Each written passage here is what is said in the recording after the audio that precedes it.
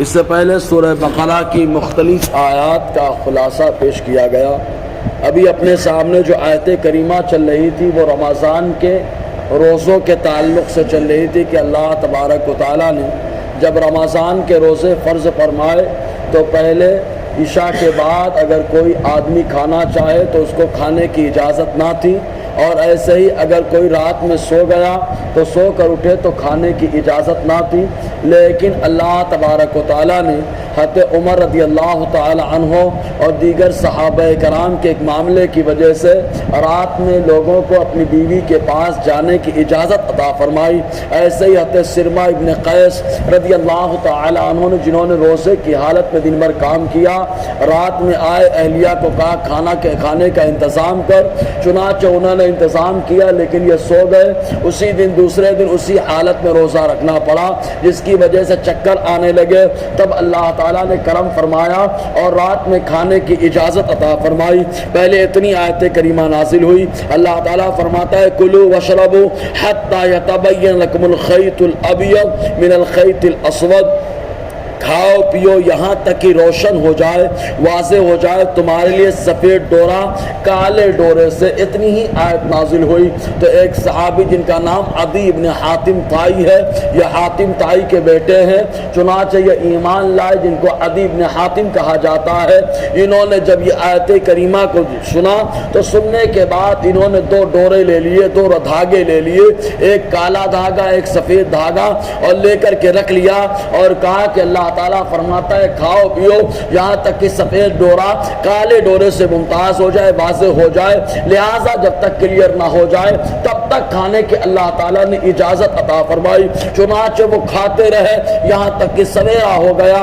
تب اللہ تبارک و تعالیٰ نے کرم فرمایا، آیت کریمہ نازل فرمائی، اس کے اندر ایک جز کا اضافہ فرمایا، من الفجر، یعنی روشنی کا سفید ڈورا کالے ڈورے سے ممتاز ہو جائے تب تک تم کو کھانے کی اجازت ہے۔ اسے کہا جاتا ہے کالے ڈورے سے مراد جو ہے رات کا اندھیرا ہے، اور سفید ڈورے سے مراد صبح صادق ہے کہ صبح صادق کے وقت جو ہے کھانے کی پابندی ہو جاتی ہے، ختم سحر کا معاملہ ہو جاتا ہے۔ تو اللہ تبارک و تعالیٰ نے کرم فرمایا، رات میں کھانے کی اجازت عطا فرمائی۔ رات میں اللہ تبارک و تعالیٰ نے پینے اور آدمی کو ان کی بیوی کے پاس جانے کی اجازت عطا فرمائی۔ اگر معاملہ حضرت عمر اور دیگر صحابہ کا نہ ہوتا تو اللہ تبارک و تعالیٰ آج امت کو یہ مہربانیاں نہ عطا فرماتا، یہ رحمت نہ عطا فرماتا، بلکہ انسان زحمت میں ہوتا۔ بہرکیف تو اللہ تعالیٰ فرماتا ہے کھاتے پیتے رہو یہاں تک کہ روشن ہو جائے تمہارے لیے سفید ڈورا کالے ڈورے سے، یعنی اجالے کا سفید ڈورا۔ ثم اتموا الصیام الی اللیل، پھر روزہ پورا کرو رات تک۔ اللہ تعالیٰ نے رات تک روزہ پورا کرنے کا حکم عطا فرمایا۔ جو مغرب کی نماز ہے، عام طور سے لوگ کنفیوز رہتے ہیں، یہاں اذان پہلے وہاں اذان بعد میں، تو یہ کیا معاملہ ہے، روزہ کس سے کھولا جائے؟ تو یہاں اذان کا کوئی معاملہ نہیں ہے، اذان کا کوئی عمل دخل روزے سے ہے ہی نہیں ہے۔ یہی وجہ ہے کہ حضور صلی اللہ علیہ وسلم کے زمانے میں جب نماز تہجد کے لیے اذان ہوتی رہی اور یہ اذان حضرت بلال رضی اللہ تعالیٰ عنہ کہتے تھے، تو حضور صلی اللہ علیہ وسلم نے فرمایا تم لوگوں کو سحری کھانے میں بلال کی اذان جو ہے اس سے دھوکہ مت کھانا، اس لیے کہ بلال کی اذان تہجد کے لیے ہوتی ہے اور اس کے بعد بھی سحری کا وقت باقی رہتا ہے۔ تو اذان کا تعلق نماز سے ہے نہ کہ روزے سے ہے۔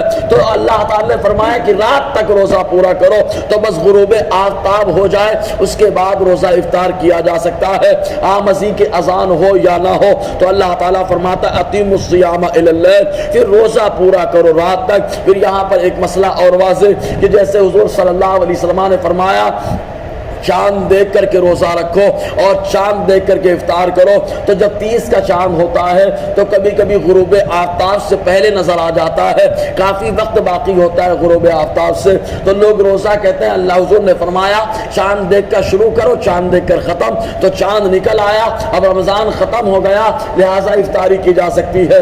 ایسا نہیں ہے، قطعاً اجازت نہیں ہے، جب غروب ہو جائے اس کے بعد ہی افطار کیا جائے گا۔ اللہ تعالیٰ فرماتا ہے روزہ پورا پورا کرو رات تک۔ ایسے یہ حدیث معراج کے اندر آیا، حضور صلی اللہ علیہ وسلم نے کچھ لوگوں کو سزا دی جا رہی تھی، پوچھا یہ کون ہے؟ تو جبرائیل نے کہا یہ وہ لوگ ہیں جو روزہ تو رکھتے تھے لیکن وقت ہونے سے پہلے ہی روزہ کھول لیا کرتے تھے۔ بہرکیف اور آگے گفتگو رہے گی۔ اللہ تعالی ہم سب کو فیضان قرآن، برکات قرآن سے مالا مال فرمائے۔